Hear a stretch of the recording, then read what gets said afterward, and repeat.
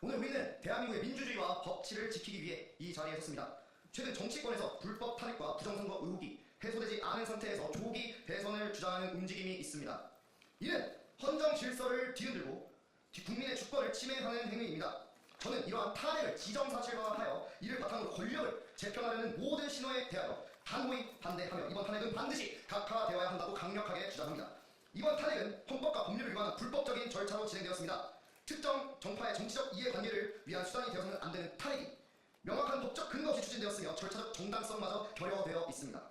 특히 대통령의 내란죄를 주장하며 선동하던 야당이 정작 탄핵 소추 안에서 가장 큰 비중을 차지하던 내란죄를 철회한 것은 그들의 탄핵 주장이 허위였음을 스스로 인정하는 꼴입니다. 대통령의 당원권 역시 심각하게 침해되었습니다. 구속이 된 상태에서 탄핵 심판을 받아야 했고 변론권조차 충분히 보장되지 않았습니다.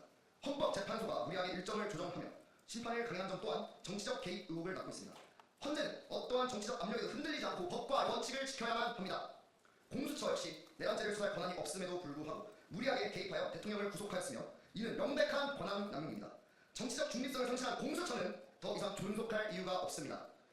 공수처 역시 내란죄를 수사할 권한이 없음에도 불구하고 무리하게 개입하여 대통령을 구속하였으며 이는 명백한 권한 남용이고 또한 법원이 합법적으로 대통령 구속 취소 결정을 내렸음에도 불구하고 민주당 검찰이 즉시 항고를 하지 않았다는 이유로 검찰총장 탄핵을 시도하고 있습니다. 이는 2012년 헌법재판소가 임신구속 집행정지 결정에 대한 검사의 즉시 항고 위헌이라는 판결을 내린 선례를 무시한 것이며 명백한 정치적 압박입니다. 더 나아가 탄핵과 함께 논의되는 조기 대선과 의원 내각제 개헌 시도는 국민의 의사를 철저히 무시한 권력 장악 시도입니다.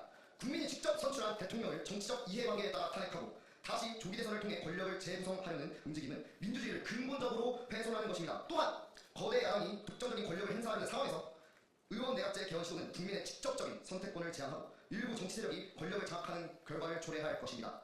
우리는 이러한 시도를 결코 용납할 수 없습니다. 저는 국민 여러분들께 묻습니다.